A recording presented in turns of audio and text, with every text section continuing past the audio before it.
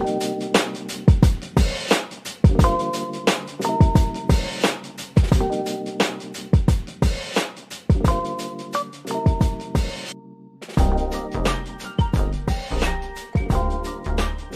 so as most of you probably know, 2020 is the year of, well, self-isolation, but also the year of brand new gaming consoles. We got the last major release back in 2013, 7 years ago, with the PS4 and the Xbox One, and now we're waiting on the big PS5 and the Xbox Series X. These would be the two big new consoles of 2020.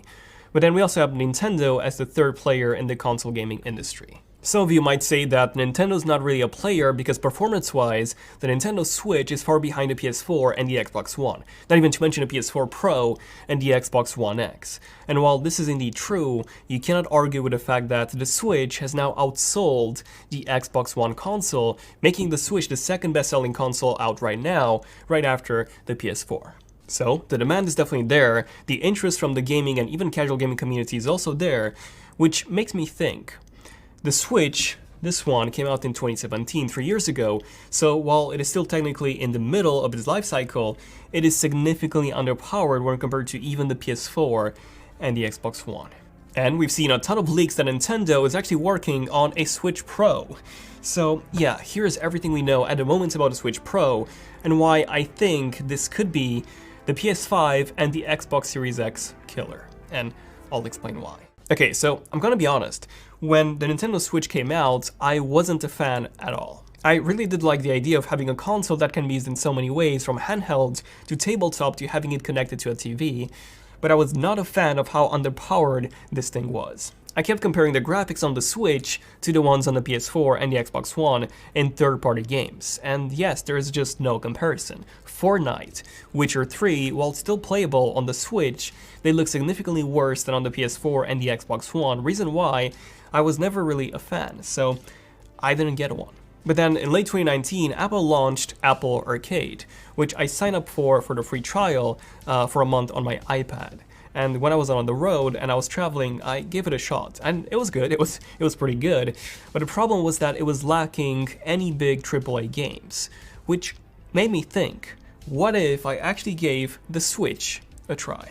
So I bought my first Switch, this one, in late 2019, I believe it was November, yes, less than 6 months ago, and I simply fell in love with this. It felt amazing in the hand, the games were just unbelievable. Playing AAA games on the go is just something that you cannot do on anything else right now, unless of course you count game streaming, but unfortunately when you're traveling, the connection is usually pretty poor, so it's not really doable.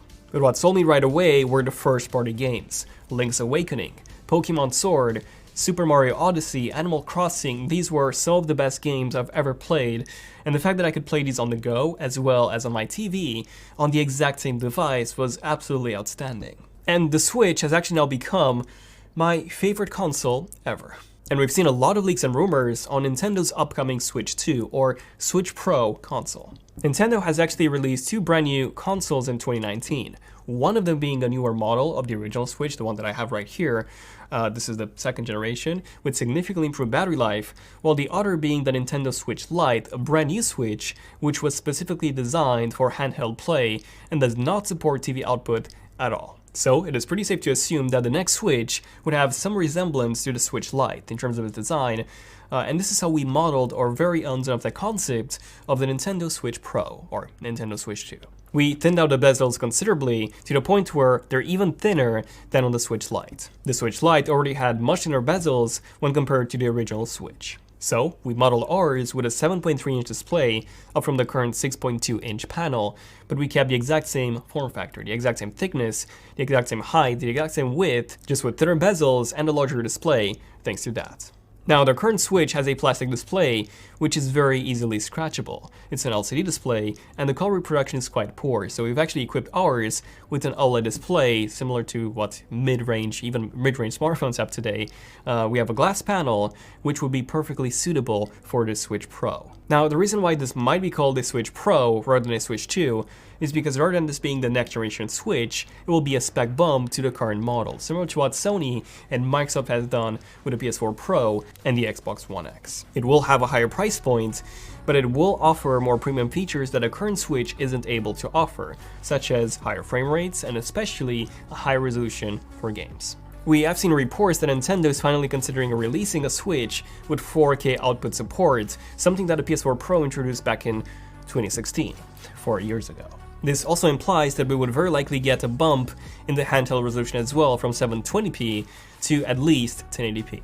But here's the thing, even with a more powerful chipset, which I'll cover in just a second, it would be quite difficult for the Switch to be able to do 4K gaming, considering that it also needs to be a handheld console. And while yes, the handheld output would still just be 1080p, the Switch would require significantly more power when docked in order to be able to do 4K. So because of this, I wouldn't be surprised if Nintendo ends up implementing a GPU in the dock itself. I mean, this makes so much sense. Something like a Thunderbolt port and a dedicated GPU in the dock itself would easily solve all the performance issues that we had with the original Switch. This way you can still have a very good handheld experience in 1080p, but then you also get massively improved visuals in full 4K the moment you dock the console in. At the moment on a current Switch, aside from a bump in resolution from 720p to 1080p, there isn't that much that you're getting by docking the console. A dedicated GPU in the dock itself would solve this issue.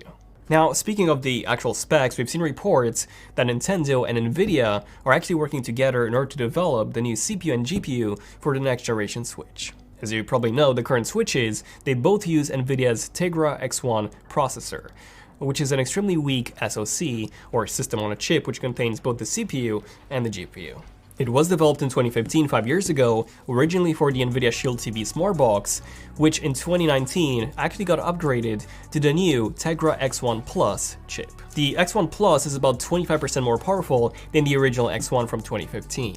But yeah, even a 25% bump in performance would be extremely disappointing for the next generation Switch. Like, really, this processor that both the 2019 Switch and the 2019 Switch Lite should have included would have been, this one, should have been this one, the X1 Plus. But instead, we got just a more power efficient version of the original X1. Which makes me think that maybe, and hopefully Nintendo and Nvidia are indeed planning a very big performance upgrade for the next Switch, with an SoC designed specifically for the Switch. Japanese website Gamepedia reports that the RAM would actually be doubled to 8GB compared to 4, like we have now, and then the storage would also be bumped to 128GB, up from the current 32GB. Personally, I don't think that a storage was ever an issue, because you could indeed expand the storage via microSD card, but you couldn't really do anything in terms of the display or, in terms of the performance. And a new report from Digitimes claims that a Switch Pro would enter mass production in Q1 2020, which is literally just now. But this is likely not the case anymore given the recent outbreak throughout the world, so everything is getting delayed. So yeah, definitely not happening in Q1 2020. Videos like this one, then definitely consider becoming a member by hitting the join button down below. And also make sure you hit the subscribe notification so that you get notified whenever a brand new in-depth tech videos like this one comes out. But yeah, this was pretty much it for this one, so thank you for watching. I'm Daniel, and I'll see you guys in the next one. Son of Tech, signing out.